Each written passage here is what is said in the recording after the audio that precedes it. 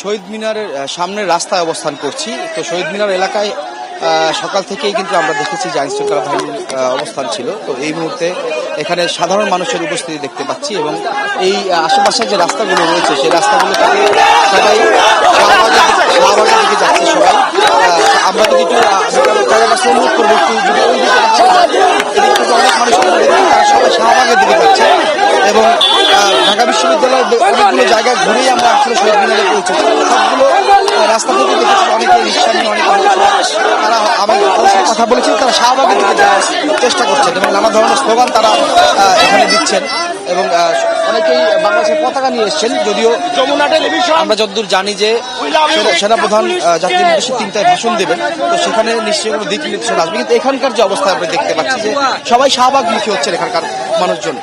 আমরা যদি এই পেছনে যে রাস্তাটি সেটি ঢাকা মেডিকেল সামনে দিয়ে এসছে, সেই রাস্তা আমি একটু দেখাইতে চাই। নানা ধরনের স্লোগান দিচ্ছেন, দাবি দেওয়াগুলো তারা বলছেন যে তারা সফল হয়েছেন, কিন্তু আসলে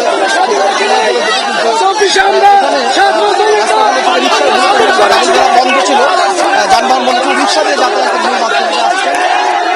একটু আমাদের দেখানোর সুযোগ দেন আমাদের। তো ঢাকা বিশ্ববিদ্যালয় এলাকার যে পরিস্থিতি, যে শহীদ